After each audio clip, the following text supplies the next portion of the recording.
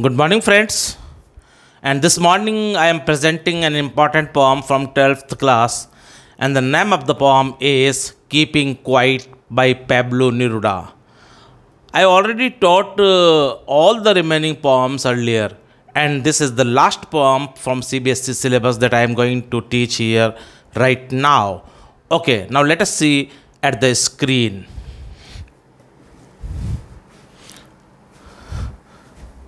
The name of the poem is Keeping Quiet. So we are studying today poem Keeping Quiet. Look at the meanings of these two words.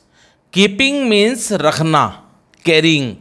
Quiet नहीं बोलते हैं, इसका pronunciation है quiet. Okay? Q-U-I-E-T. That is the word in the title of the poem. Okay. And the pronunciation is not quite. The pronunciation, the correct pronunciation is quiet. Okay? Quiet means peace. Or you may say silence. Or you may say tranquility. Tranquility means भी शांति होती है. Piece means भी शांति और silence. Keeping quiet, कुछ देर के लिए आइए शांति रख लेते हैं इस हुल्ला बल्लू सिचुएशन जो हमारे इस एंटायर ग्लोबल विलेज में चल रहा है, इस पूरे संसार में. अभी संसार न रहा, ये एक विलेज हो गया है, इसलिए इसको बोलते हैं हम ग्लोबल विलेज. क्योंकि मैक 10 स्पीड से मैक 20 स्पीड से आपके प्लेन्स चल रहे हैं, तो it's very easy to reach America from Kota in a little while. In fact जो है लिटिल वाइल का मतलब ये है 1-1.5 दिन में आप पहुंच जाते हैं आराम से.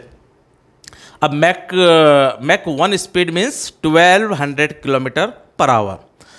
तो आजकल इतना फास्ट है प्लेन की सर्विसेज वगैरह, तो ये वर्ड नहीं रहा, एक विलेज टाइप हो गया है. इसलिए वर्ड के लिए सिनोनिमस एक्सप्रेशन है ग्लोबल विलेज. आइए हम पूरे विश्व भर में थोड़ी देर के लिए शांति रख लें. बहुत हुल्ला बल्लू सिचुएशन है पूरे वर्ल्ड में. ऐसी पोजीशन में आइए कुछ देर के लिए शांति रखें और फिर देखते हैं क्या होता है इस संसार में. तो आज की हमारी पोएम है keeping quiet and the name of the poet is Pablo Neruda. तो पोएम है कीपिंग क्वाइट, और पोएट है Pablo Neruda. In fact, Pablo Neruda is a Chilean poet. ये इंग्लिश पोएट नहीं है. पैब्लो नेरुडा, चिली एक country है. अगर मैं आपसे पूछूं please name a country that is the most spicy, सबसे ज़्यादा स्पाइसी कंट्री कौन सी है, तो आप कहेंगे चिली. चिली यानी कि मिर्च सबसे स्पाइसी होती है. तो चिली का जो राइटर होता है या चिली का जो सिटीजन होता है कोई भी, उसे चिलियन बोलते हैं. इंडिया वाले को इंडियन बोलते हैं, अमेरिका वाले को अमेरिकन, इंग्लैंड वाले को इंग्लिश, और जर्मनी वाले को जर्मन, ऐसे चिली वाले को चिलियन. तो ये इंग्लिश पोएट नहीं है हमारे पास. कौन? Pablo Neruda. Pablo Neruda is in fact a Chilean poet. Pablo Neruda वो got a Nobel Prize. In fact, look at the birth here. So he was born in 1904. 1904 में ये इनका बर्थ हुआ. Then he died in the year 1973. Meanwhile, just 2 years before the year of the death, in the year 1971, Pablo Neruda got a Nobel Prize. और जो Nobel prize जीतने वाले लोग होते हैं, जो राष्ट्र कवि होता है आप जानते हैं, उसे पोएट लॉरिएट बोलते हैं. और जो नोबेल प्राइज विनर होता है उसे नोबेल लॉरिएट बोलते हैं. तो Pablo Neruda is a Nobel laureate because he won the Nobel prize in the year 1971. Nobel laureate.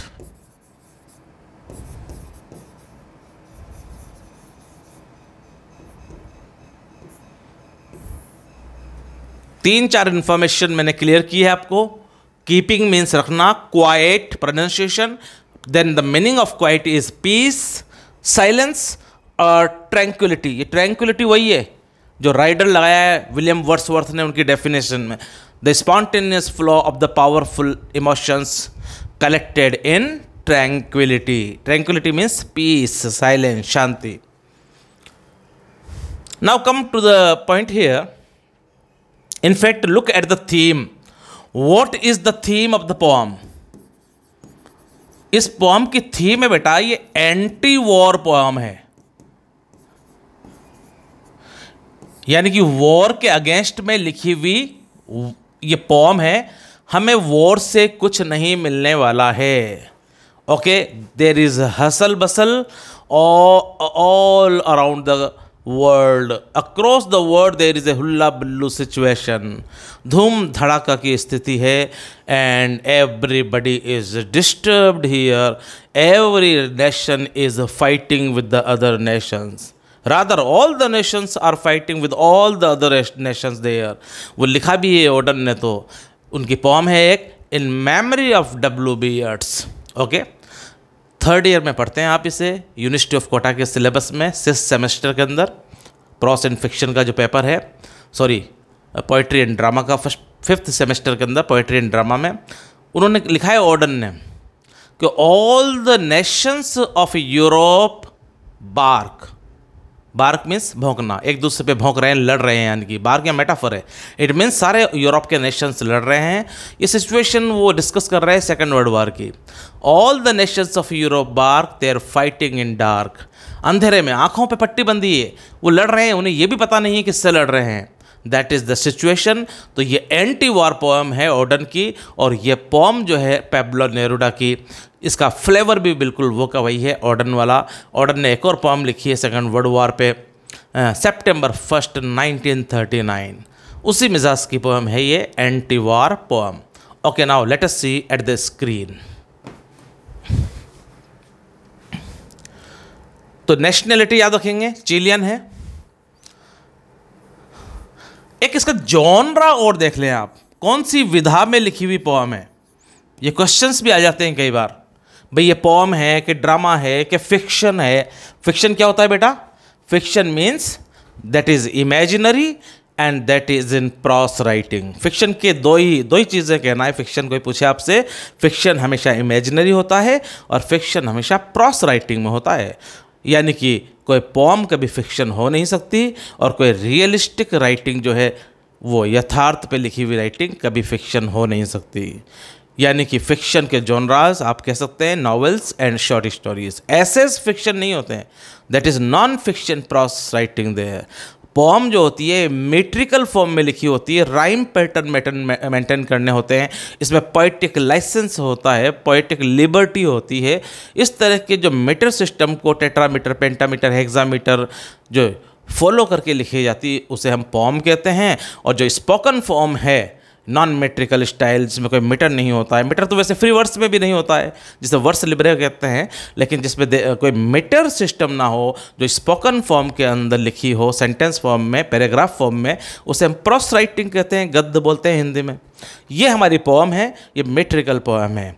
और मीटर लेकिन इसमें कुछ है नहीं, इसलिए आप कहेंगे इसका स्ट्रक्चर अगर हम देखें कि ये कीपिंग क्वाइट किस स्ट्रक्चर को फॉलो करती है, कौन सा मीटर है, तो आप कहेंगे इसमें कोई मीटर नहीं है, ये फ्री वर्स पोएम है। फ्री वर्स को के लिए फ्रेंच में टर्म है वर्स लिबरे, और हिंदी में से मुक्त छंद कहते हैं, उर्दू में आज़ाद गज़ल और इंग्लिश में फ्री वर्स। फ्रेंच में मैंने बता ही दिया आपको वर्स लिबरे।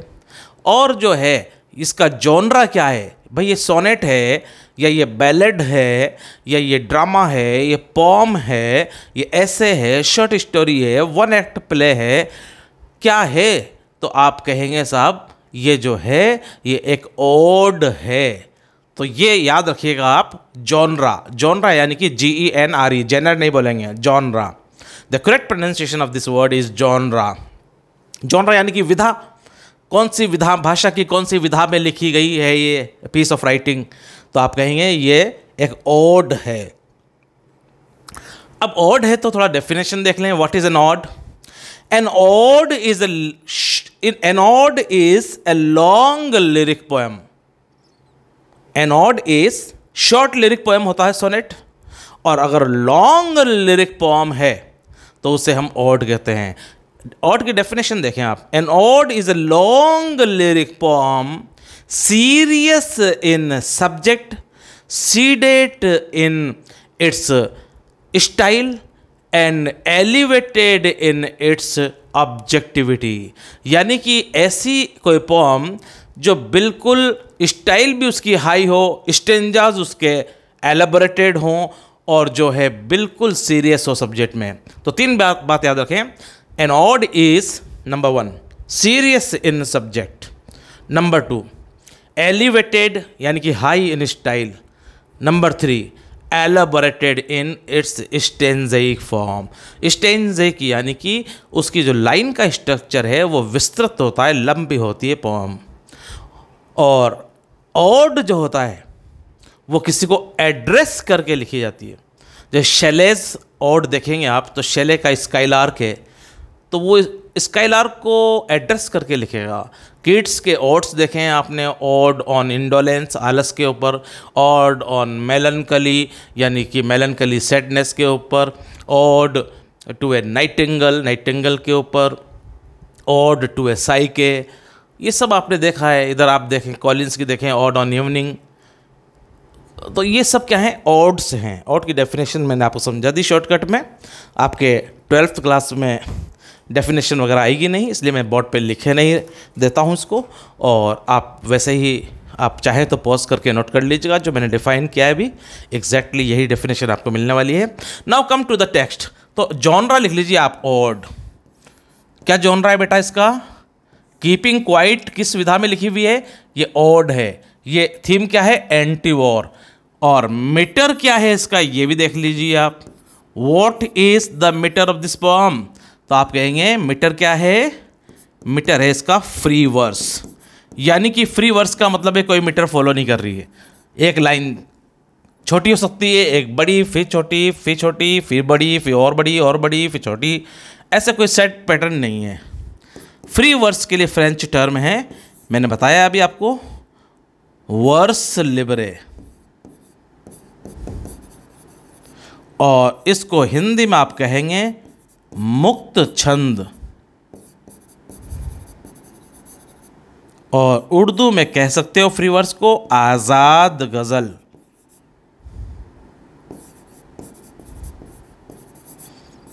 चारों का मतलब एक ही है। फ्री वर्स इंग्लिश टर्म है, वर्स लिबरे फ्रेंच टर्म है, मुक्त छंद हिंदी टर्म है, and Azad ghazal Urdu literature की टर्म है। अदब की बोलते हैं लिटरेचर को, अदब उसकी टर्म है। ये थोड़ा सा मैंने ब्रीफ इंट्रोडक्शन आपको दिया है। और ये एंटी वॉर पोएम है, यानी कि ये एक उपदेशात्मक पोएम है। और उपदेशात्मक कोई भी चीज़ होती है जो आपको रिफॉर्म के हिसाब से लिखी जाती है, तो अमेलियोरेशन के हिसाब से लिखी जाती है। तो any poem that is return having a target, having an objective, that is called a didactic poem, okay, उपदेशात्मक poem, or you may call it a sermonizing poem, or the other term maybe it is a moralizing poem. And in fact the last in my opinion but not the least उपदेशात्मक poem यानी कि सरमोनाइजिंग poem के लिए आप एक और term दे सकते हैं, एंड दैट इज़ पॉन्टिफिकेटिंग पोएम। तो आप लिख सकते हैं ये पोएम किस तरह की है? It is a didactic poem. Didactic means उपदेशात्मक, और you may call moralizing,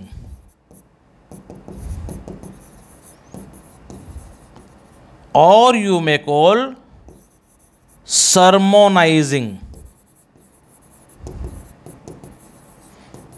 or you may call it a pontificating poem.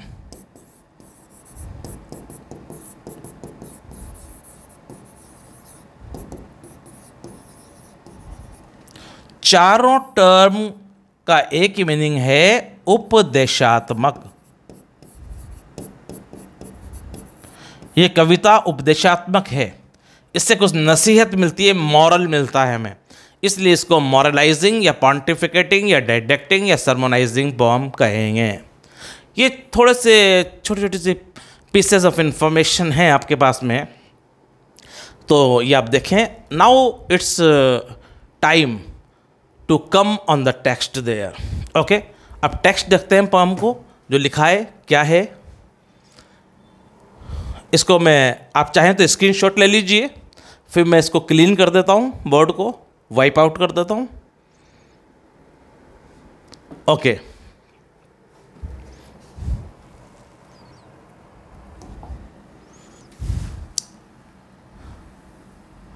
यहाँ से आपकी पोएम शुरू होती है। देखते हैं इसका टेक्स्ट। टेक्स्ट उसे बोलते हैं बेटा जो पाठ्य वस्तु होती है, जो पोएट ने लिखी है पोएम, वो टेक्स्ट कहलाती है। देखें, now we will count to 12। Poet हमसे कह रहे हैं, तो सबसे पहले तो ये कह कौन रहा है? स्पीकर। ये एक बहुत इंपॉर्टेंट क्वेश्चन है। Who is the speaker in the poem? तो स्पीकर आप लिख लीजिए the poet himself. The poet. Who is the speaker? The poet Pablo Neruda is having no other mouthpiece. He is having no other speaker. He himself is the speaker of this poem. Okay? Now we will count to 12. We. What does it mean by we?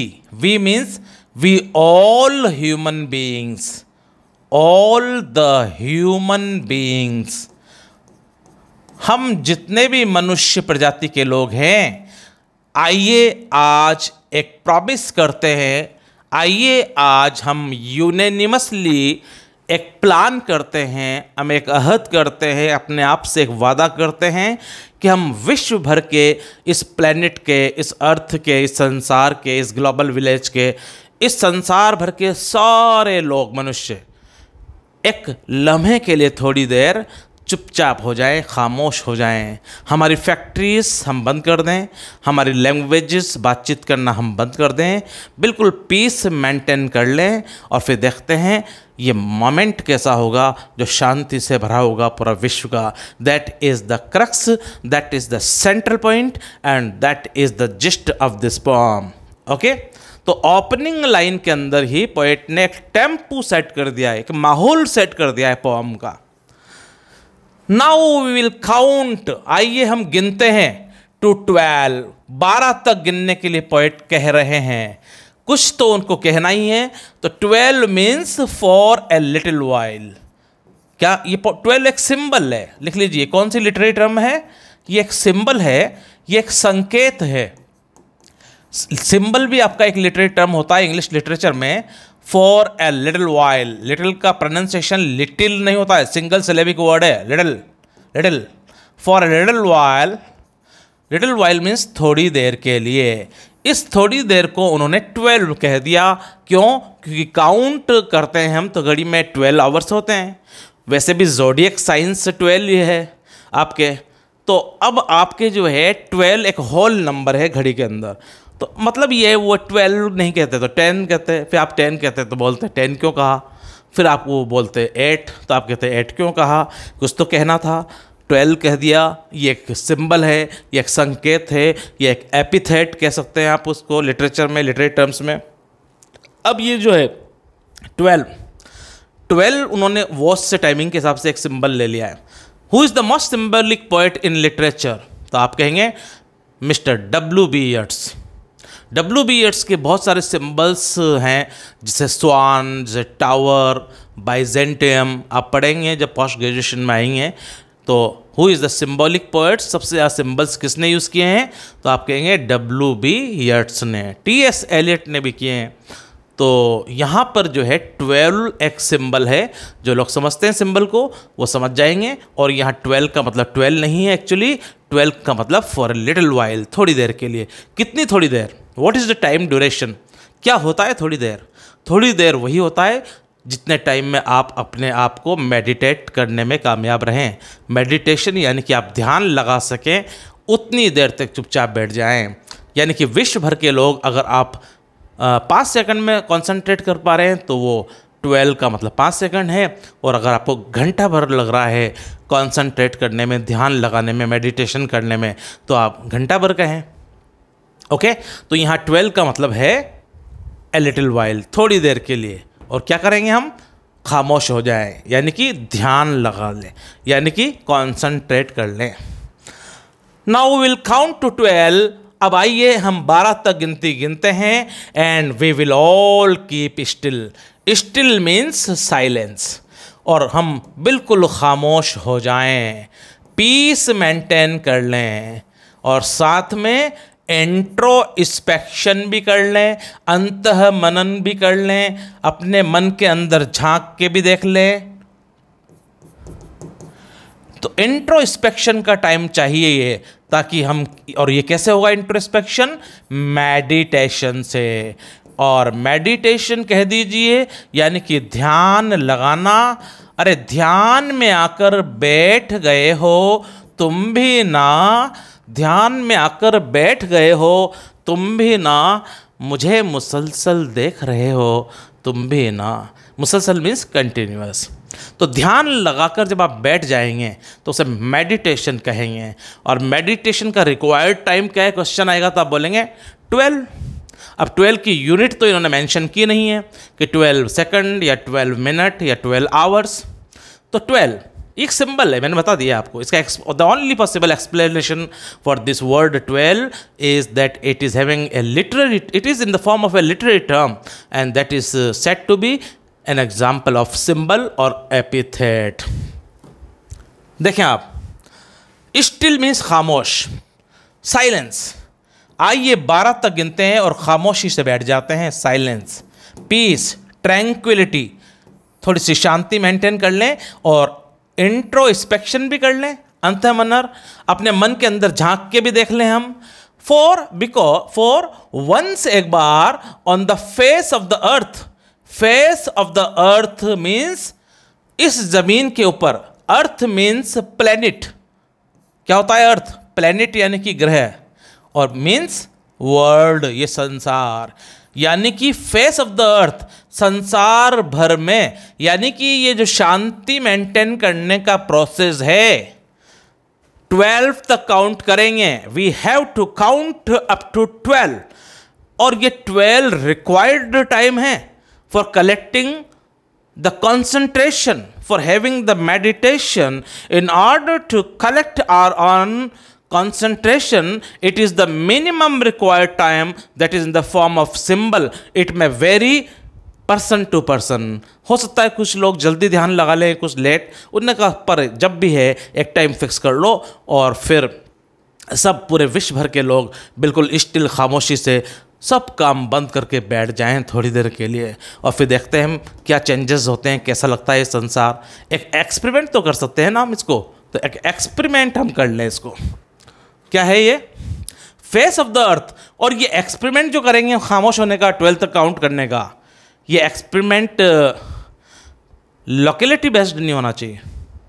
ये regional experiment ना हो कि यहाँ जोधपुर में तो experiment हो रहा है, खामोश हो रहे हैं सब, वहाँ जयपुर में तो ये सारे कामकाज हो रहे हैं, अमेरिका में एक्सपेरिमेंट हो रहा है और दिल्ली में कामकाज हो रहे हैं, आपके जो है न्यूयॉर्क में खामोशी है, एक्सपेरिमेंट हो रहा है, और लंदन में सारे काम हो रहे हैं, आपके जो है कोलंबो में एक्सपेरिमेंट हो रहा है, और आप कहेंगे जमैका में सारे काम हो रहे हैं। नहीं, ये लोकल पे बेस्ड नहीं होना चाहिए।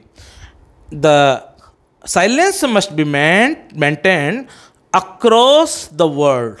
संसार भर में एक साथ शांति मेंटेन करनी है, तब फिर क्या चेंजेस होंगे वो हम देखेंगे। For once on the face of the earth. Face of the earth का मतलब संसार भर में, इंग्लिश में आप कह सकते हैं अक्रॉस द वर्ल्ड। पूरे विश्व भर में सब जगह 12 तक गिनो, और स्टिल यानी कि साइलेंस, पीस, ट्रैंक्विलिटी मेंटेन करो, और अपने अंदर इंट्रोस्पेक्शन करो, अंतर मन में झांक के देखते हैं हम। Late us not speak in any language. और फिर एक एक्सपेरिमेंट के साथ हमें एक काम ये करना है कि लेट अस नॉट, ऐसा नहीं कि engines, factories, buses, trains, planes बस यही बंद किए हैं, बाकी बोल रहे हैं, बोलने से कंट्रोवर्सीज क्रिएट हो रही है। डाइकोटॉमी क्रिएट हो रही है। No, let us not speak, let us not express in any language. आइए हम कोई भी भाषा में बात ना करें। तो मोस्टली इसके अंदर जो है लॉजिक ये है कि languages are the controversial elements, languages ही बैरियर्स हैं हमारे अंदर। तो यहाँ लैंग्वेज तो उन्होंने एक प्रेसाइसली आपको समझाने के लिए जो है वो मैंने आपको अभी एक्सप्लेन किया, ये बैरियर हैं, पर इसको थोड़ा वास्ट फॉर्म में इसका मीनिंग देखना पड़ेगा लैंग्वेज का। ये लैंग्वेज क्या है, ये जनरलाइज कर रही है बात को। Now let us not talk in any language, it means now let us not talk in any language का मतलब है now let us not work, now let us not act, हम कोई भी काम ना करें। आइए हम किसी भाषा में बात ना करें। भाषा यानी कि इंजन की भाषा, बसेस की भाषा, ट्रेन की भाषा, मशीनों की फैक्ट्रीज की भाषा, लड़ने की भाषा, वॉर की भाषा, मिसाइल्स की भाषा, एटम बॉम्ब्स की भाषा, बायोलॉजिकल बॉम्ब्स की भाषा। आइए हम सब भाषाओं को रोक दें। इसका वास्ट मीनिंग ये है, now let us not do any act, now let us not talk in any language का मीनिंग क्या है, व्यापक रूप में, एक वास्ट फॉर्म में। प्रेसाइज मीनिंग देखेंगे आप, लेक्सिकल मीनिंग होता है वर्ड वाइज मीनिंग। तो लेक्सिकल मीनिंग तो ये शब्दार्थ तो इसका late us not talk in any language, आइए किसी लैंग्वेज में बात ना करें, ये तो एक छोटी बात हो गई। लेकिन अगर आपका सीमासियोलॉजिकल भावार्थ देखेंगे, semasiological meaning means what is the semantics of this line, इसका कोई मीनिंग ऐसे लैंग्वेज को लेके तो नहीं हो सकता यहाँ। तो आप देखेंगे इसका मीनिंग है now let us not do any kind of act, हमें कोई भी काम नहीं करना है। Let us stop all the activities, all the catastrophic activities especially must come to a grinding halt. halt means stop. सब जितनी भी विनाशकारी खास करके एक्टिविटीज़ हैं, क्रियाएं हैं, काम हैं, उन सब को हम रोक दें। आओ आज हम ये प्रॉमिस करें, और ये काम कोई एक पर्टिकुलर एरिया में नहीं होना चाहिए, पर्टिकुलर कंट्री में नहीं, बल्कि विश्व भर में एट ए टाइम होना चाहिए पीस मेंटेन करने का। और फिर हम ऑब्जर्व करेंगे क्या क्या उसके अंदर जो है चेंजेस आ रहे हैं। अगर पॉजिटिव चेंजेस आ रहे हैं तो फिर उस हिसाब से हम आगे की रणनीति, हमारी स्ट्रेटेजी, हमारी प्लानिंग्स हम सेट करेंगे। Now come to the next line. Now let us not speak in any language, मैंने समझा दिया आपको। Let's stop for a second, वही बात आ गई। लैंग्वेज से मीनिंग नहीं है, ये तो बिल्कुल लिमिटेड मीनिंग है लेक्सिकल।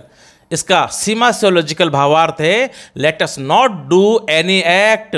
और क्या फिर उसने आगे इसको एक्सप्लेन भी कर दिया, let us stop for a second, आइए एक सेकंड के लिए हम रुक जाएं, कोई भी कार्य ना करें। यानी कि कोई भी लैंग्वेज नहीं बोले, ये छोटा मीनिंग है, और कोई भी कार्य ना करें, ये जनरलाइज्ड मीनिंग है। ये स्पेसिफिक मीनिंग है, ये जनरलाइज्ड है।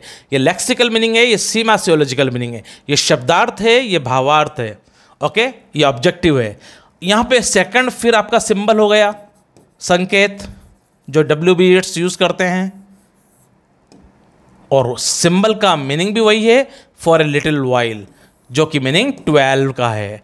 12 भी टाइम यूनिट है, और सेकंड भी क्या है, टाइम यूनिट। दोनों का मतलब है थोड़ी देर के लिए, उतना थोड़ी देर जितने में हम मेडिटेशन कर सकें, इंट्रोस्पेक्शन कर सकें। Got the point?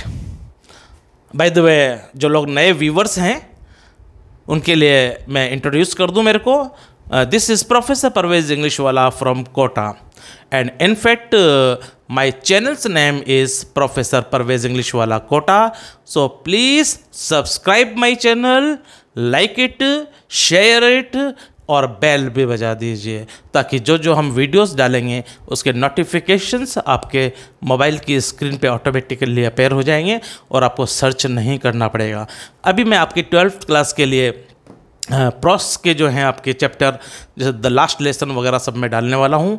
साथ में राइटिंग सेक्शन, फॉर्मल एडवर्टीजमेंट क्या होते हैं, इनफॉर्मल एडवर्टीजमेंट क्या होते हैं, रिपोर्ट राइटिंग क्या होती है, फॉर्मल लेटर्स क्या होते हैं, इनफॉर्मल लेटर्स क्या होते हैं, नोटिस क्या हैं, ये सब मैं आपके वीडियोस डालने वाला हूँ। Please keep staying with us here, और सब्सक्राइब कर लेंगे तो आपके लिए भी आसानी होगी, और थोड़ा हमारे लिए भी अच्छा रहेगा। Okay, now let us see at the screen again. Let us continue. We may resume here.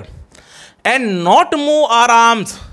और आइए हम हमारे आर्म्स को मूव ना करें। Move means operate.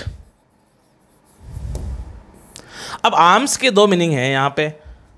आर्म्स का एक मीनिंग तो होता है आपका हैंड या बाहां कह दीजिए आप, and the second meaning of arms is weapons, यानी कि हथियार। वो कह रहा है कि एक अपन प्रॉमिस और कर लें, हम हमारे हाथ ना चलाएं, एक मीनिंग तो यह है, और हम हमारे वेपन्स ना चलाएं। तो वेपन्स वाला मीनिंग ज़्यादा यहाँ पर रेलेवेंट है, प्रासंगिक है, क्योंकि मैंने बताया इस पोएम की थीम क्या है, एंटी वॉर है। पर when a word from literature point of view, let me discuss here, let me highlight here one important figure of speech in this line, arm. Arm का मतलब बाहां भी होती है, हाथ, और आर्म का मतलब हथियार भी होते हैं। वो कह रहे हैं late us not move any arms, आइए हम अपनी बाहें ना चलाएं, यानी कि बॉक्सिंग वॉक्सिंग लड़ाई वड़ाई ना करें, और वेपन्स ना चलाएं, यानी कि युद्ध ना करें। दो तरह की बातें हैं। तो व्हेन अ वर्ड और अ सेंटेंस रिफ्लेक्ट्स टू और मोर मीनिंग्स, दो मीनिंग हो जाएं, डबल मीनिंग, तो उस फिगर को बोलते हैं इंग्लिश लिटरेचर में पन और पनिंग, और the third term is synonymous expression of these two words. The third synonymous expression is metalepsis. पन कह सकते हो आप, पनिंग कह सकते हो, या मेटालेप्सिस कह सकते हो। तो आर्म के दो मीनिंग है, आर्म मीन्स बाहां और आर्म मीन्स वेपन्स। तो कह रहे हैं कि आइए हम अपने वेपन्स को एक तरफ रख दें, आर्सेनल, हमारा जो हथियार ग्रह है उसको एक तरफ रख दें हमारे जो है, और हम बिल्कुल पीस मेंटेन करें, यानी कि late us not go for a war, आइए हम युद्ध के लिए ना जाएं। लेट अस नॉट क्वारल, झगड़ा ना करें, यह मतलब है इस लाइन का। नाउ इट वुड बी, अगर हम ऐसा कर पाएंगे तो it would be an exotic moment. Exotic moment क्या होगा? जब हम सब तरफ युद्ध वगैरह रोक देंगे, मिसाइल्स रोक देंगे, हथियारों को एक तरफ रख देंगे और शांति मेंटेन करेंगे, स्टिलनेस हो जाएगी सब तरफ, तो वो मोमेंट एक एक्सोटिक मोमेंट हो जाएगा। Exotic means very exciting and attractive moment. वो एक बहुत मज़ेदार, एक्सोटिक मज़ेदार मोमेंट मतलब लम्हा। अगर हम ऐसा कर पाए, पूरे विश्व में एक ही समय में हमने शांति मेंटेन करी, हमने इंट्रोस्पेक्शन करा, साइलेंस रखी, ट्रैंक्विलिटी रखी, स्टिलनेस रखी, खामोशी, तो वो एक एक्सोटिक मोमेंट हो जाएगा। क्वेश्चन आएगा, what can be an exotic moment? Exotic moment क्या हो सकता है? When we all the human beings will be capable enough in maintaining tranquility across the world at a time, it will be an exotic moment. हम मनुष्य विश्व भर में जब एक ही समय पे हम शांति रख पाएंगे कुछ देर के लिए, और अपने अंदर हम इंट्रोस्पेक्शन कर पाएंगे, मन के अंदर झांकेंगे पीसफुल माहौल में, तो वो एक एग्जॉटिक मोमेंट होगा। नाउ विदाउट रश, ये लम्हा जो होगा ना शांति वाला, उसमें कोई रश नहीं होगा, कोई भाग दौड़ बब्बड़ भीड़ नहीं होगी। Rush means crowd plus noise, ये मिलकर रश बनता है। तो रश मीन्स भीड़ हो प्लस नॉइज हो, तो दैट इज क्या हो जाता है बेटा? ये हो जाता है आपका रश। विदाउट एंजिन्स, वहां पे एंजिन्स मीन्स मशीन,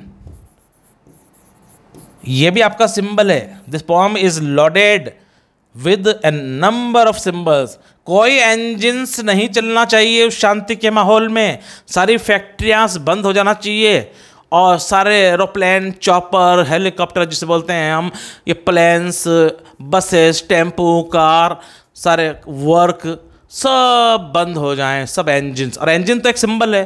ये इंजन का मतलब ऐसा नहीं है कि मैकेनिकल डिवाइस ही शांत होंगी। अरे टीचिंग काम भी रोकना है, अब टीचिंग में तो कोई मशीन है नहीं, तो मशीन यहाँ पे क्या है? ये इंजन क्या है? सिंबल है। इंजन का मतलब है, engine means operation of some activity. तो operation of activity of teaching भी है, पर टीचिंग में तो मशीन है ही नहीं, ये तो इंजन है ही नहीं इसमें। तो इसलिए मैं बोल रहा हूँ ये सिंबल है, जो कि एक बहुत वास्ट फॉर्म में मीनिंग को कैरी करके रखते हैं सिंबल्स। तो ये क्या है? लेट विदाउट एनी इंजन्स, यानी कि अगर आप इसका लेक्सिकल मीनिंग देखेंगे तो आप समझेंगे कि कोई इंजन्स नहीं होना चाहिए, कोई फैक्ट्री नहीं होना चाहिए, सब बंद हो जाना चाहिए, थोड़ी देर के लिए खामोश हो जाएं। पर यहाँ इंजन का मतलब खाली इंजन ही नहीं है, बहुत सारे काम ऐसे हैं जो शांतिपूर्ण टाइप के होते हैं, वो भी हमें रोकना है। और काम केवल करना है तो क्या करना है, एक हमें इंट्रोस्पेक्शन करना है, अपने अंतर मन में झांकना है, अपने बारे में सोचना है, हमारे जो डूज और डोंट्स की एक लिस्ट बनानी है, क्या काम है जो एथिकल मॉरलिस्टिक है उनको करने हैं, और क्या काम हैं जो गलत हैं उनको हमें नहीं करना है, वो कौन सी गलतियां हैं जो हमने की हैं। एक इंट्रोस्पेक्शन का टाइम है ये। बाकी सब गतिविधियों को रोक दीजिए, इंजन्स मीन्स मशीन्स को भी रोक दीजिए, और नॉन मैकेनिकल वर्क यानी कि पेंटिंग को भी रोक दीजिए। अब कोई पेंटिंग में बिजी है तो शांति तो मेंटेन कर रहा है, लेकिन वो इंट्रोस्पेक्शन तो नहीं कर रहा ना। तो इंजन का मतलब है वो पेंटिंग भी रोक दो भैया, टीचिंग भी रोक दो भैया, सब रोक दो, और एक पल के लिए सब इसी में इन्वॉल्व हो जाओ कि हम रुके हुए हैं, शांति मेंटेन किए हुए हैं, और अपने मन के अंदर झांको, इंट्रोस्पेक्शन करो, साइलेंस मेंटेन करो। That is the crux of this line. Without rush कोई धूम धड़ाका नहीं होना चाहिए, विदाउट इंजन्स कोई मशीन ना चले, मशीन और नॉन मशीन दोनों वर्क रोक दें आप। We would all be together, अगर हम ऐसा कर पाएंगे तो हम सब क्या हो जाएंगे, all be together. All be together का मीनिंग लिखेंगे बेटा यूनेनिमस। यूनेनिमस का मतलब होता है एक मत। तो हम पूरे विश्व भर के लोग क्या हो जाएंगे, एक मत हो जाएंगे, एक तरह से सोचना सीखेंगे। ग्लोबल वार्मिंग के बारे में हम ज़्यादातर लोग सोच रहे हैं एक तरह से, विश्व भर के लोग सभी कंट्रीज़ के, वैसे ही हम सारी problems, all the remaining problems जो हैं हमारे सामने, इकोलॉजिकल हों या पॉल्यूशन से रिलेटेड हों या कोई और मैटर हो, वो सब हम यूनानिमस हो जाएंगे। और जब आप एक मत होते हैं, ताल्लुकात अच्छे होते हैं, तो फिर क्या होता है, कड़वी बात में भी आप सोचते हैं कि नहीं वैसे ही मजाक में कही होगी। और जब आपके लिए कोई बुरी बात ना कहे लेकिन ताल्लुकात ख़राब हों, तो फिर क्या होता है, उस हर एक में सटायर, सार्कास्टिक स्पीच नज़र आती है आपको, और आपको हर बात में जो है नेगेटिव लेते हैं, और फिर दरारें और आ जाती हैं ताल्लुकात में। इसलिए तो मुनव्वर राना ने कहा है, शायर है बहुत बड़े, कि आ मिलते हैं कहीं, आ मिलते हैं कहीं, ताकि बहारें आ जाएं, इससे पहले कि ताल्लुकात में दरारें आ जाएं। Okay, now let us see here. तो we would all be together, हम सब एक साथ हो जाएंगे, एक साथ मिल जाएंगे, यूनानिमस हो जाएंगे, एक मत हो जाएंगे। इन सडन स्ट्रेंजनेस, सडन अचानक, क्योंकि ये तो हमारी रेगुलर फीचर नहीं है शांति मेंटेन करना। हम तो जब से पृथ्वी पे इंसान आया है तभी से एक दूसरे का दुश्मन बना हुआ है, कि आदमी की शक्ल से अब डर रहा है आदमी, आदमी ही मार रहा है, मर भी रहा है आदमी, और समझ कुछ आता नहीं क्या कर रहा है आदमी। हमारी फीचर है, ये सडन मोमेंट होगा, अचानक से। हम एक्सपेक्ट नहीं कर रहे होंगे कि हम सब इतने शांति प्रिय, बिल्कुल पीस ओरिएंटेड पीपल हो जाएंगे सब मनुष्य, क्योंकि हमारे तो फीचर ही नहीं है। हम तो शुरू से एक दूसरे के गला काटने में लगे हुए हैं। गला काट, कट थ्रोट कम्पिटिटिव वर्ड है यहाँ पर। टेक्नोलॉजी की थेफ्ट हो रही है, चोरी हो रही है, कोई दूसरी चीज़ों की चोरी हो रही है। यहाँ मैंने बोला ना, देखने में तो सब दिखते इंसान हैं, शक्ल में इंसान की, पर बन गए चीते हैं लोग। अरे फूल सी मुस्कान लेकर क्यों नहीं जीते हैं लोग, फूल सी मुस्कान लेकर क्यों नहीं जीते हैं लोग। इन ए सडन स्ट्रेंजनेस, ये जो एक्सोटिक मोमेंट होगा, शांति वाला मोमेंट, ये क्या हो जाएगा, स्ट्रेंज। ये हमारे लिए कॉमन फीचर नहीं है बेटा, ये क्या है, अजीब मोमेंट होगा, जबकि होना नहीं चाहिए। पीस तो बहुत रूटीनाइज्ड हमारी लाइफ का पार्ट एंड पार्सल होना चाहिए शांति, पर नहीं। आज हम स्पेशली शांति मैनेज करेंगे और सब लोग प्लान करेंगे, थोड़ी देर के लिए सही, पूरे विश्व भर में एट अ टाइम शांति, और ये बिल्कुल स्ट्रेंज, एक अजीब सी बात होगी हमारे लिए, जबकि होनी क्या चाहिए थी, ये कॉमन एक्सरसाइज होना चाहिए शांति मेंटेन करना। तो ये अजीब सी बात हो जाएगी सडन। अब इसमें देखें सडन का एस, देखें आप, ये देखो सडन का क्या है बेटा, एस। अब ये सडन का जो है एस और स्ट्रेंजनेस का एस, ये एस जो है ये वर्ड का स्टार्टिंग का लेटर है, ये भी वर्ड का स्टार्टिंग का लेटर है। जब ऐसे कॉन्सोनेंट साउंड स्टार्टिंग में आ जाए तो इसको बोलते हैं एलिटरेशन। कौन सा फिगर है बेटा, ये ये कहलाएगा आपका एलिटरेशन, यानी कि रेपिटेशन, रिपीटेशन नहीं बोलते हैं, रेपिटेशन बोलेंगे। Repetition of A consonant sound in the adjacent words, starting sounds of adjacent. Okay, तो जब करीबी वर्ड, एडजेसेंट बोलते हैं करीबी वर्ड्स का जब स्टार्टिंग का लेटर कॉन्सोनेंट हो और सेम साउंड हो तो उसे बोलते हैं एलिटरेशन। अगर स्टार्टिंग एडजेसेंट करीब के लेटर वर्ड हो और स्टार्टिंग के वर्ड वावल हो, अब वो एलिटरेशन नहीं होगा, एसोनेंस हो जाएगा। Okay, now let us see here. अगर हम एग्जॉटिंग ऐसे शांति मेंटेन कर लेंगे तो क्या होगा बेटा, तो फिर क्या होगा, क्या चेंजेस आएंगे? फिशरमैन इन द कोल्ड सी। अब देखो जो फिशरमैन हैं, मछुआरे, वो ठंडे समंदर में जा रहे हैं मछलियां पकड़ने, वुड नॉट हार्म, वो भी नहीं जाएंगे। अब मछली पकड़ने में तो कोई मशीन वर्क नहीं है ना, तो मैंने समझा दिया इंजन का मतलब मशीन वर्क ही नहीं है, दोनों तरह के वर्क, वो तो सिंबल है इंजन। तो इंजन को लिख लो यहाँ पे, ये सिंबल है, ये भी क्या है बेटा, सिंबल, यानी कि कोई काम ना करे। वहाँ मशीन से मतलब नहीं है, मछली पकड़ने का काम को मशीन का नहीं है। जाल से, वेब से मछली पकड़ रहे हो तो क्या मशीन है उसमें? नाव आपकी मैनुअल है। तो फिशरमैन इन द कोल्ड सी, ठंडे समंदर में मछुआरे जाते हैं फिशरमैन, वुड नॉट हार्म, वो नुकसान नहीं पहुंचाएंगे। वेल, अब वेल फिश नहीं होती है बेटा, ये मैमल होता है। मैमल यानी कि स्तनधारी प्राणी है वेल। ब्लू वेल सबसे बड़ा एनिमल है इस अर्थ का। वो कह रहे हैं कि जब सब काम हम रोक देंगे कुछ क्षणों के लिए, 12 तक गिनो और इतना पर्याप्त समय है, और हम एकाग्रचित होकर शांति मेंटेन करें, इंट्रोस्पेक्शन करें अपने अंदर, तो फिर फिशरमैन भी नहीं जाएंगे हंटिंग के लिए, फिशिंग के लिए। और फिर इस तरह से वेल फिश को जो वो हार्म पहुंचाते हैं, वो वेल फिश को हार्म पहुंचाने का काम भी रुक जाएगा इतनी देर, जितनी देर हम शांति मेंटेन किए हुए हैं। एंड द मैन, और साथ में वो आदमी gathering sold, gathering means collecting. क्या होता है गैदर? कलेक्टिंग। अरे जो नमक को इकट्ठा करने वाले मजदूर हैं उसकी बात चल रही है। Man means labour. वो मजदूर गैदरिंग जो कलेक्ट कर रहा है, सॉल्ट यानी कि सांभर झील जो होती है, सॉल्ट लेक, उसमें से नमक बेचारे मजदूर निकालते हैं, उनके हाथ ब्रुस्ड हो जाते हैं, इंजर्ड हो जाते हैं, और फिर भी वो नमक निकालते रहते हैं, जलन लगती रहती है, बहुत पेनफुल एक्सपीरियंस है ये। वो कह रहे हैं कि जब काम रुक जाएगा तो आज उनको भी आराम मिलेगा। तो फिशरमैन को नहीं जाएंगे तो वो वेल को नुकसान नहीं पहुंचेगा, और आज वो काम रोक देंगे, कौन? नमक वाले मजदूर, तो आज उनके जो नमक से जो तकलीफ़ होती है उनको रोज़, उस तकलीफ़ से आज थोड़ी देर के लिए वो भी बच जाएंगे। ये भी एक ऑब्ज़र्व करने वाली बात है अगर हम पीस मेंटेन करेंगे थोड़ी देर के लिए। ले लीजिए आप स्क्रीनशॉट लें तो पोएम को आगे बढ़ाएंगे फिर हम। यस, होपफुली ले लिया होगा आपने।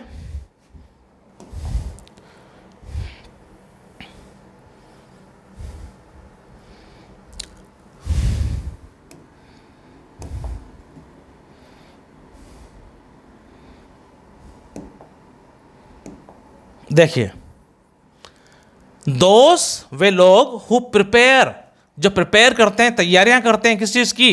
Green Wars. ग्रीन वॉर्स का मतलब लिख लीजिए, यह भी आपके पास में ग्रीन वॉर एक मेटाफर है बेटा। मेटाफर वो होता है जिसकी कंपैरिजन किसी से की जाए, यानी कि ग्रीन वॉर का मतलब है एनी वॉर अगेंस्ट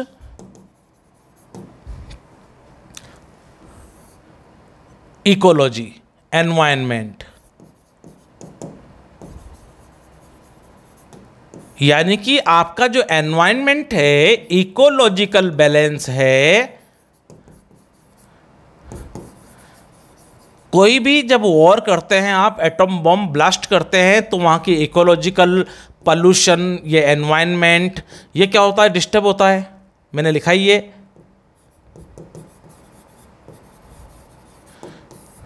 ग्रीन वार का मतलब है कोई भी वार जो ग्रीनरी के खिलाफ हो, यानी कि वेजिटेशन के खिलाफ हो, प्लांट्स के खिलाफ हो। एनिमल, फ्लोरा बोलते हैं प्लांट्स, प्लस फोना बोलते हैं एनिमल्स।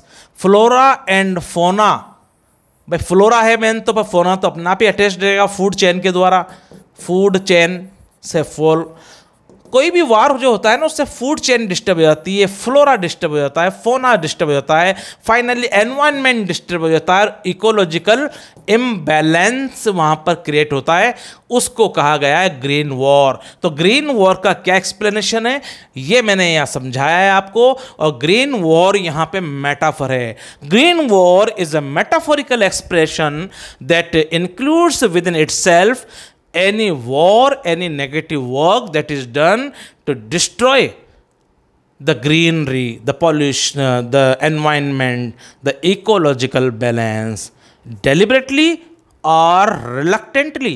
अब ये जो है ऐसा नहीं है कि सब एनवायरनमेंट को डिस्टर्ब करने के लिए बम डाला, बम तो डाला अपने देश को, किसी दुश्मन देश को नष्ट करने के लिए, पर वो तो एनवायरनमेंट तो डिस्टर्ब होगा, तो जानबूझ के एनवायरनमेंट को टारगेट करें या किसी और को टारगेट करें और एनवायरनमेंट उसमें पिस जाए, बात तो एक ही है। तो green war means any war that is against ecological balance. Green का मतलब हैप्पी के सेंस में भी ले सकते हैं आप। तो दोज हु प्रिपेयर बेस्ट, मतलब only possible explanation is this that I have already, ये पूरा का पूरा जो मैंने बॉक्स समझाया आपको ये ग्रीन वॉर के लिए ही समझाया है। यानी कि पर्यावरण के खिलाफ वॉर जो होता है हम तैयार, वे लोग हु प्रिपेयर ग्रीन वॉर्स, जो कि ग्रीन वॉर्स को जो है यानी कि वार होती है तो ग्लोबल वार्मिंग भी होती है, वो तैयारी करते हैं। वार्स विद गैस, वो गैस से युद्ध लड़ते हैं, पॉइजनस गैस छोड़ते हैं। वॉर्स विद फायर, फायर का मतलब लिखेंगे, ये भी सिंबल है बेटा, fire symbol means fire, fire का मतलब यहाँ लिखेंगे वेपन्स। अब फायर में मिसाइल भी आ गई, एटम बम भी आ गया है, हैंड ग्रेनेड भी आ गए हैं, सब आ गए हैं फायर के अंदर। तो फायर वर्ड एक व्यापक वर्ड है, इसलिए मैंने कहा ये सिंबल है। वे लोग जो फायर से युद्ध लड़ रहे हैं, वेपन्स हथियारों से लड़ रहे हैं, गैस से लड़ रहे हैं और इकोलॉजी को डिस्टर्ब कर रहे हैं, विक्ट्रीज, उनको विक्ट्रीज तो मिल जाएगी with no survivors, survivors means जीवित। अरे ऐसी विक्ट्री किस काम की जो आप जीत तो जाएं लेकिन वहां कोई जिंदा ना बचे। विक्ट्री तो मिलेगी पर there will be no survive sorry, कोई जीवित व्यक्ति बचेगा नहीं। ऐसी जीत किस काम की। तो ये होने वाला है, इसलिए युद्ध ना लड़ें, शांति मेंटेन करें। Would put on clean clothes, अगर आप शांति मेंटेन करेंगे तो वे लोग जो ग्रीन वार के लिए प्रिपेयर कर रहे हैं, गैस से वॉर कर रहे हैं, पॉइजनस गैस से फायर वेपन्स चला रहे हैं, वो जीत तो जाते हैं लेकिन जीवित व्यक्ति कोई नहीं बचते हैं। ऐसे लोग भी क्या करेंगे, पुट ऑन पहनेंगे क्लीन क्लॉथ, साफ सुथरे कपड़े पहनेंगे, क्योंकि आज क्या है कोई गैस वार नहीं होगा। 12 काउंट करेंगे जब तक, टाइम ड्यूरेशन क्या है 12 काउंट करने तक।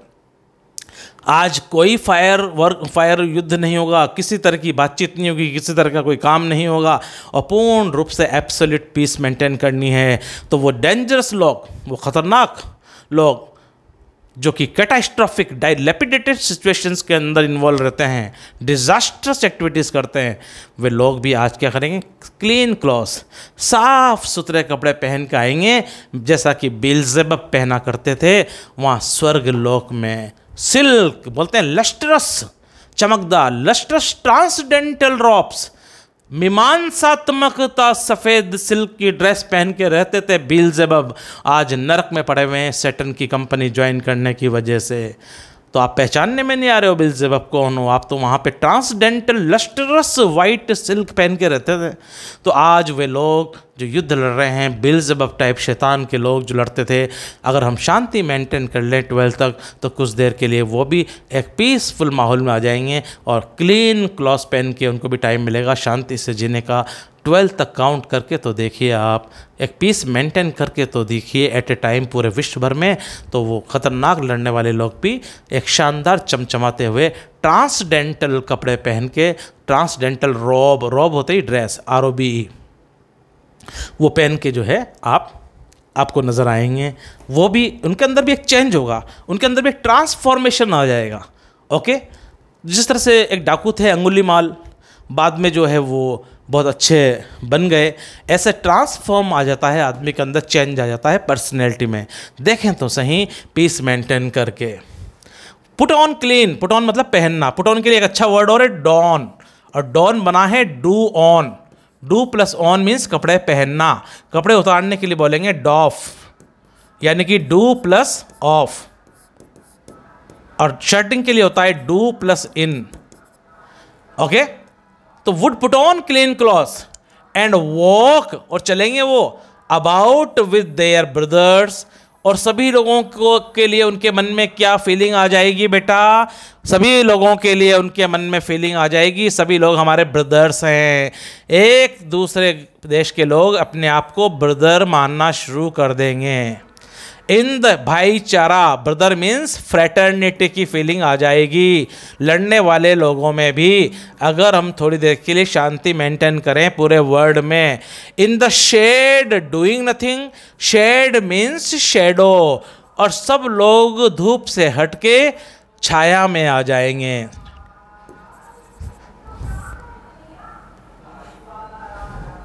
तो धूप में निकलो, घटाओं को हटाकर देखो।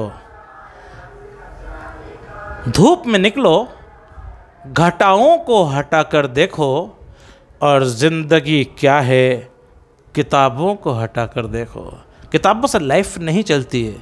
जिंदगी जीने का फलसफा, फिलॉसफी, दर्शन, शास्त्र अलग होता है। तो कह रहे हैं, यहाँ उल्टी बात कह रहे हैं वो, कि सब लोग जो धूप में चल रहे हैं, हम परेशान होते हैं कि टूटी दीवार का साया भी बहुत होता है। टूटी दीवार का साया भी बहुत होता है, पाँव जल जाए अगर धूप में चलते चलते।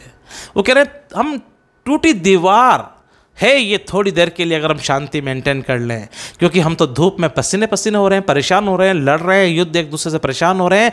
थोड़ी सी देर के लिए अगर रिलीफ मिल जाए हमें, टूटी दीवार का साया भी मिल जाए, शेड, शेड बोलते हैं छाया, शेडो, परछाई।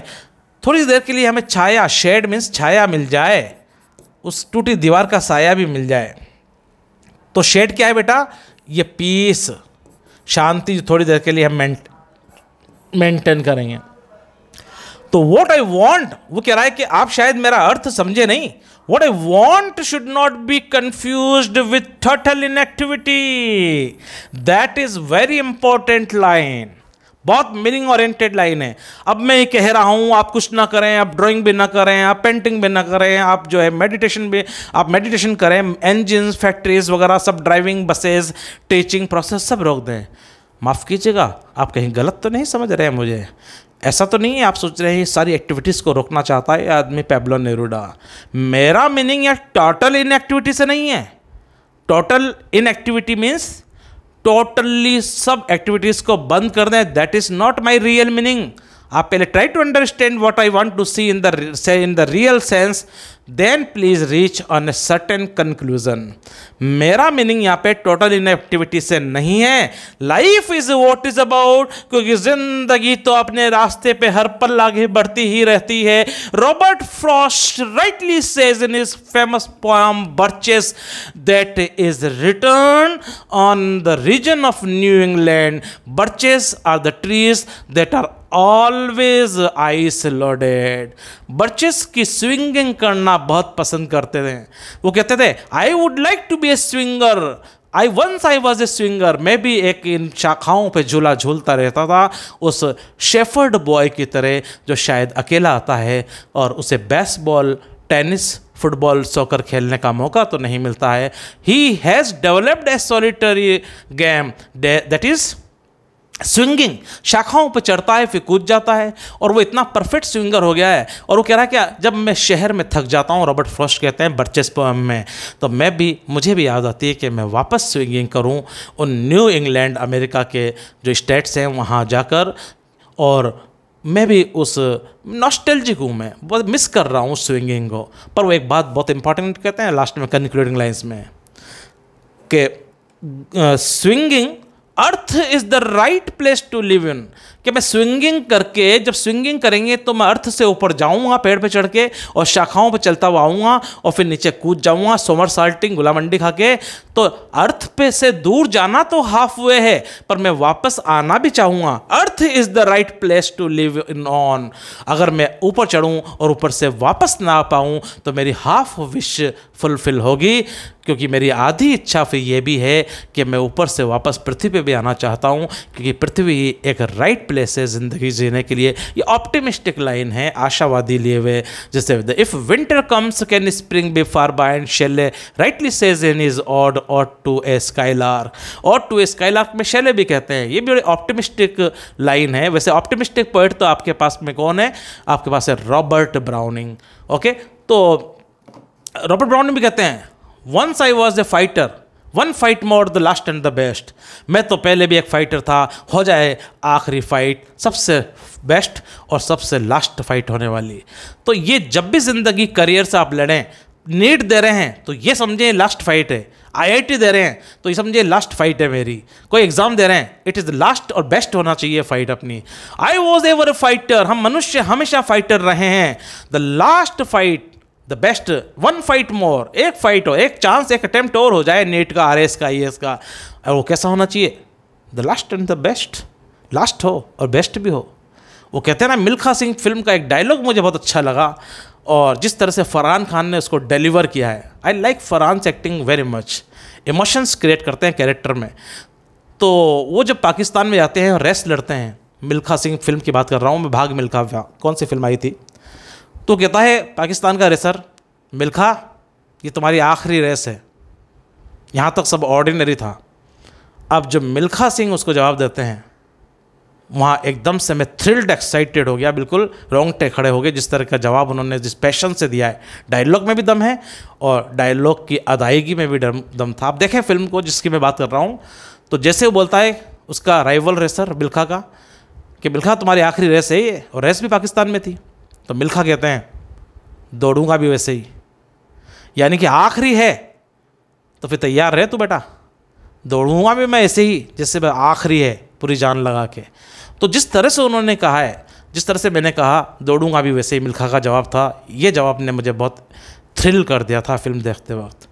आप देखिएगा, और ये जब फरहान के मुंह से निकला तो आप अलग तरह से थ्रिल्ड होंगे। मैं तो इतना एक्टर हूँ नहीं, तो जो मैंने तो केवल इन्फॉर्मेटिव डायलॉग दिया है आपको। अब आप इसको एंजॉय करना चाहते हैं तो देखें फिल्म भाग मिल्खा भाग। अब फरहान खान की ये डायलॉग पे आप पॉज करके ज़रूर देखिएगा। मैं अक्सर देखता हूँ और बहुत मोटिवेट होता हूँ उस लाइन से। जो चीज़ आखिरी हो उसको खेलना भी आखिरी की तरह ही चाहिए, दैट इज़ द इंस्पिरेशन। इस छोटा सा भागूंगा भी वैसे ही, 3 वर्ड बोले उसने बस। उसने कहा तेरी आखिरी रेस है, उसने दौड़ूंगा भी वैसे ही, दौड़ूंगा भी वैसे ही, 3 वर्ड्स। और कितने मोटिवेटेड हैं ये आप देखेंगे। देखें, life is what is about.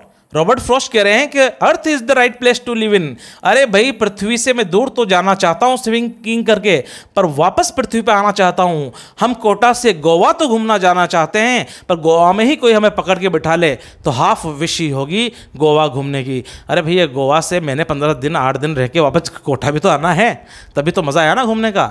ऐसे थोड़ी गोवा गए वहीं पकड़ के बिठा ले हमें पूरी ज़िंदगी, तो ये पनिशमेंट हो जाएगा। ये तो कह रहा है क्या कि टोटल इनएक्टिविटी का मतलब ये नहीं कि सब कुछ हाथ पे हाथ धर के बैठ जाएं आप। Life is what is about. Life तो जैसे वैसे चलती रहने दो।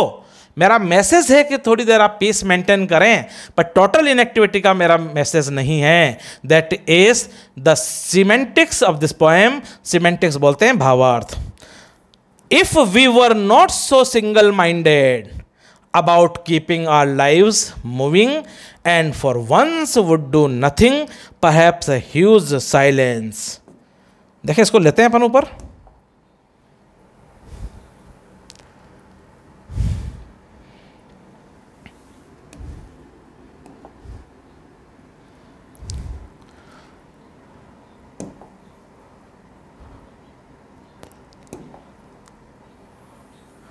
If we were not so single minded, अगर हम ऐसे सिंगल माइंडेड ना हो, सिंगल माइंडेड मीन्स यहां पर है about keeping our lives moving. अरे सिंगल माइंडेड यानी कि one thought,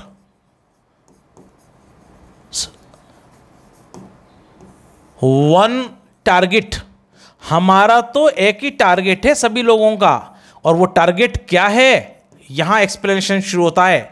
if we were not so single minded, अगर हम सब एक तरह से सिंगल माइंडेड यानी कि एक ही तरह से वन वे नहीं सोच रहे होते about keeping our lives moving, हम हमारी जिंदगी को मूव करना चाहते हैं हमेशा, and for once could do nothing, and for once बस एक बार, कुड डू नथिंग, परहैप्स हम सब अपनी लाइफ को तो मूव करें पर कुछ ना करें हम थोड़ी देर के लिए, perhaps a huge silence, perhaps शायद ह्यूज विशाल साइलेंस खामोशी माइट, वो क्या कर सकती है, इंटरप्ट व्यवधान डालेगी दिस सैडनेस।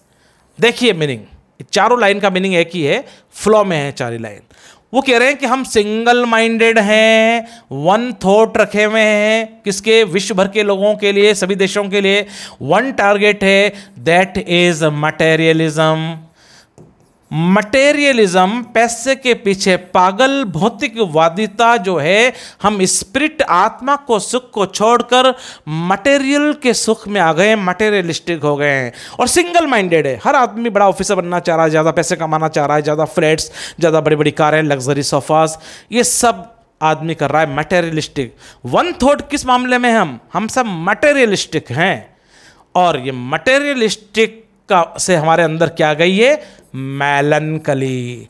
क्या गई है बेटा, मेलनकली का मतलब होता है एंडलेस सैडनेस, अनंत काल का दुख कहलाता है मेलनकली। ये मेलनकली कंटिन्यूअस वन थॉट, हम सबका एक ही उद्देश्य है, मटेरियलिज्म, यानी कि पैसा पैसा पैसा, और मटेरियल इज इंपॉर्टेंट, स्पिरिट आत्मा इज नॉट इंपॉर्टेंट, और मटेरियलिस्टिक होना ही हमारा वन थॉट है सब लोगों का। इसीलिए हमारी लाइफ मूव करती चली जा रही है। किसके आसपास मूव कर रही है हमारी सबकी लाइफ, सब देश, पूरे वर्ल्ड के लोगों की, मटेरियलिज्म, और वो मटेरियलिज्म का नतीजा निकलता है मेलनकली, दुख। मेलनकली बोलते हैं दुख लंबा जिंदगी भर का, एंडलेस सैडनेस मेलनकली। तो ये हो गई आपकी मेलनकली। मेलनकली का मतलब सैडनेस। अब लगातार हम मटेरियलिस्टिक हैं, इससे हमारे अंदर क्या है, लगातार सैडनेस आ रही है।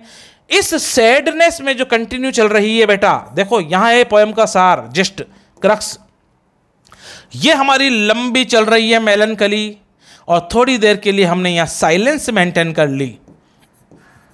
तो ये जो मेलनकली है, दुख, सैडनेस, सैडनेस चल रहा है यहां भी, आगे भी सैडनेस चल रहा है।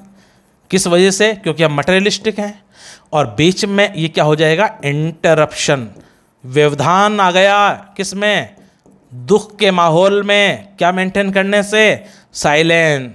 यहाँ पहले भी दुख, बाद में भी दुख, सैडनेस है कंटिन्यू, ये हमारा लाइफ स्टाइल है। हम सब वन थॉट ऐसे ही दुखी जीवन जीते चले जा रहे हैं मटेरियलिस्टिक होने के नाते।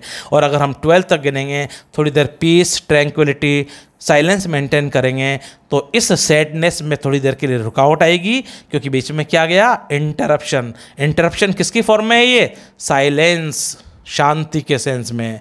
और यानी कि जो दुख की वेव चल रही है आपकी लाइफ में, आपकी लाइफ में लगातार जो मेलनकली चल रही है, जिसका मेन मौलिक कुल कारण यह है कि आप मटेरियलिस्टिक हैं, भौतिकवादी हैं, पैसे के पीछे पागल हैं।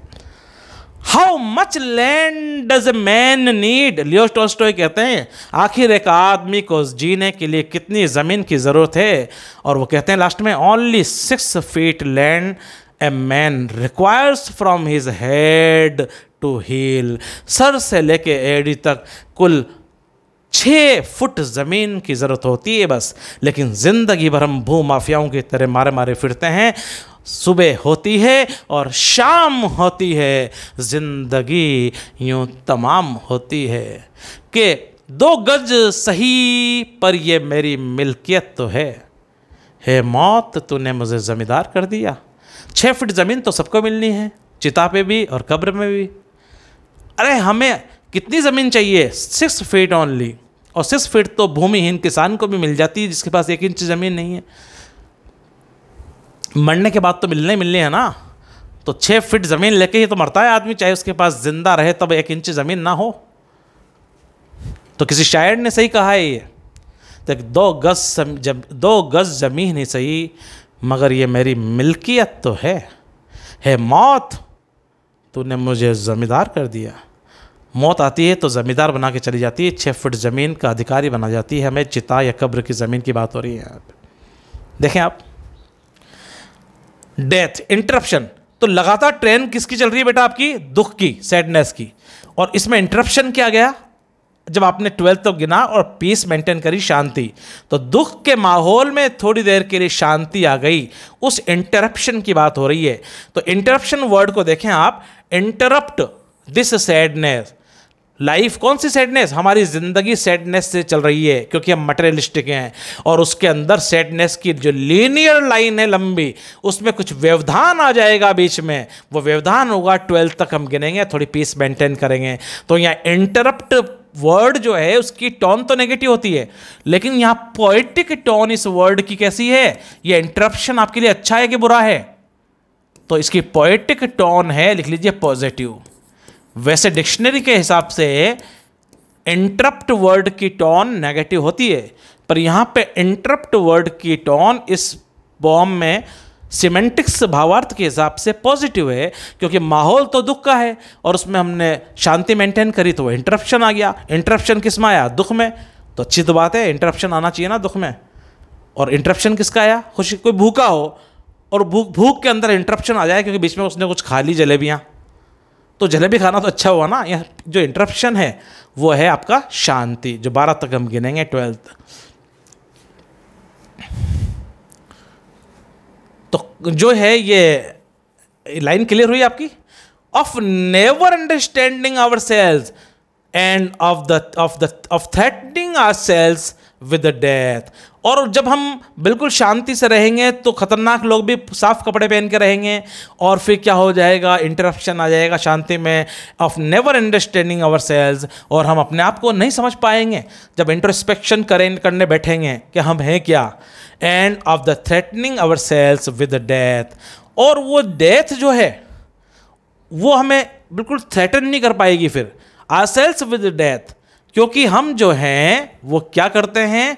हम डेथ से भी बहुत डरते हैं। ट्रक भर भर के डेड पीपल के ट्रक भर भर के जाते हैं वॉर के अंदर। आप युद्ध के अंदर जाएंगे तो डेड बॉडीज आती रहती हैं।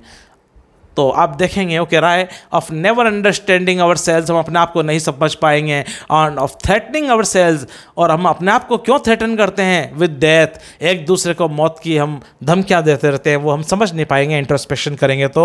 Now we will count up to 12। वो कह रहे हैं आइए हम 12 तक गिने। ये लाइन तो पहली लाइन ही थी। जब एक लाइन बार बार रिपीट होती है, when a word repeats itself one or more time, the figure of speech is said to be an example of tautology, and when a line repeats itself it is an example of refrain. So we conclude this poem here. ये poem आपकी खत्म हुई। यहाँ power cut हो गया है, electricity जा चुकी है, the light has gone, it has gone in fact, और लकीली हमने अपनी पूरी पोएम कर भी ली। तो नाउ आई थिंक मैं फिर आपसे रिक्वेस्ट कर दूं, प्लीज़ सब्सक्राइब करें मेरा चैनल का नाम है प्रोफेसर परवेज इंग्लिश वाला कोटा। सब्सक्राइब कर लें, लाइक कर लें और शेयर कर लें, और बेल भी बजा दें। और आपको कोई प्रॉब्लम है, क्वेरीज है, क्वेश्चन इस पोएम से रिलेटेड, कमेंट सेक्शन मैंने खोला हुआ है, उसमें आप क्वेश्चन भेज दें, मैं रिप्लाई करूँगा होपफुली सारे। So now it's time to say goodbye. So that's enough for today, and we can meet in the next lecture. Till then, thanks. Have a nice day. Bye bye.